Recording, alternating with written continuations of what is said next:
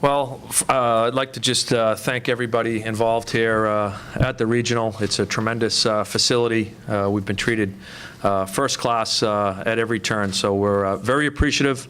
We're excited to be in the NCAA tournament, and we know we have a great challenge in front of us with Nebraska-Omaha, and we look forward to that challenge. I think a big reason for that is we got a couple key parts back, that guys that missed some time with injury. I think at the same time we got back to what was successful for us in the beginning of the year. But yeah, there's a couple guys that came back that played huge parts for that, and a lot of our best players played like our best players and really stepped up for us. Yeah, I think that has a lot to do with accountability, and I think we've got a good group of older guys, seniors, juniors, that also play big minutes, but we hold each other accountable every day on and off the ice. So I think everyone's bringing it, and I think that's kind of been key for us. And so can't let people off the hook if they want to take a day off, and that builds up. I mean, I've seen it where it's not so much like this, and it's not even something that you have to try to do. It's kind of just something that happened with this group of guys. So it's nothing that we have to force. It's kind of natural.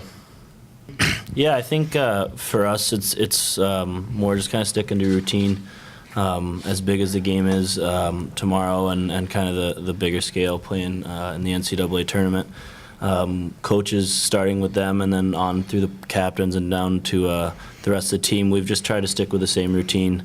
Like Max said, having good short, hard practices, and then just preparing for Omaha the way we have every other team. Like you said, a lot of times when you go through the ECAC play, you're preparing for teams that you've already seen before. So that's a little different, but I guess we just do our homework and just try to be prepared as we can. Same thing he said. It starts with the coaches. I mean, they bring us film and kind of give us a general overlook of what Nebraska-Omaha is bringing to the game tomorrow night. But beyond that, I think it lies with what we do. We just stuck with the same routine, had a few good practices. Flew out here, hung out together and whatnot. It's been pretty similar. It's just different, preparing for a team that we haven't seen before. Just have to learn a few new things. I think everyone's really settled into the roles. But that's part of guys coming back is that everyone has their roles clearly defined. Our depth is really showing through, where we have 12 forwards and 6D all really contributing every night, and I think it's attention to details. Everyone's really getting that confidence back and playing the way we know we can. Still with a day left here, we're going to fine-tune a couple more things from them, but so far, just going through their lineup, they seem to have a little bit of everything: good size, good speed, some good forwards up front who can really put the puck in the net. And then some size in the back with also some guys that can jump up in the rush. So, they seem pretty well-rounded, but I think Max hit on it a little bit, as well as just as much as we have to prepare for them, we know that a lot of our success is going to come from what we can do in the room. So there's a little bit of focus that we give to Omaha, but also staying focused on what we can do. I can't say enough about what Pat does for our team. Offensively, defensively, he's just huge for us. He's one of the top players of his position in the country, and as a goalie, I love playing behind him. Plays hard every night. He's a great leader, and he does a ton for our team.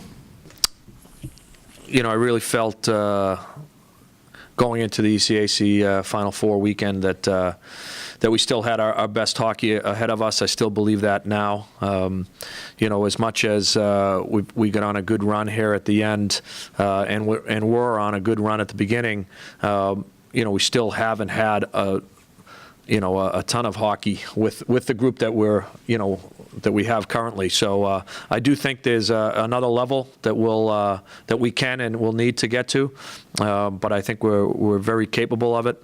I like our mental makeup coming into the game. I think the guys are not comfortable, but are confident. So we know we have a great challenge, and I think the guys are really looking forward to that.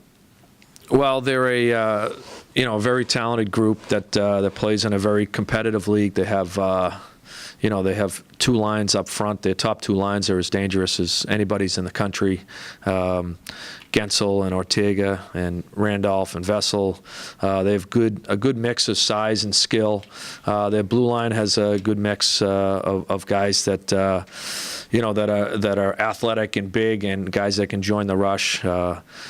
Cooper and Brady and Snuggerud, and Mass has been been amongst the leaders in most of the goaltending categories throughout the year. So it's a very good hockey team, a great challenge for us. Stylistically, in some ways, I like the way they play. They get up and they get after you, and they there's not a lot of prevent defense going on. So, I did have the fortune of playing under Dean Blaze way back when as an assistant coach. So, and have watched his teams over the years, whether it be at, North Dakota or now at Nebraska Omaha. And, I think this team in some ways has his personality, very aggressive, very confident, very tough. So we expect that kind of game, and I think our guys are excited about that. Well, we've had a lot of moving parts. We've been probably consistently in the top 10 or 15 on the power play. But I think more importantly, more recently, we've been able to produce at the important times in the important games. Coach Paul Pearl does a tremendous job with our power play. Getting Patrick McNally back helps. Having Colin Blackwell back on the second unit, it helps. Just by getting some of our bodies back, we now have two groups we feel can go out and score a goal. And I think that's a major benefit, that if you have your first line on the ice and they're tired, you feel comfortable putting the second group out that can go out and score. So, as we've gotten more healthy, we have more guys that are dangerous every time they go over the board. So I think that's been a little bit of a key to our success. And quite frankly, having a little bit more depth had allowed us to spread the minutes out a little bit, and I think that's allowed us to be a little fresher later in the games to be able to make a push. And so I think that's a benefit as well. Well, he's a great guy, and I have a tremendous amount of respect for him. First and foremost, as a person, and secondly, for his ability to coach and develop hockey players. Having had a chance, just out of Harvard and being on the Olympic team, and there are a lot of great things about that experience, but it's also a high stress endeavor in the fact that you do make cuts throughout the season, and everybody's on eggshells a little bit.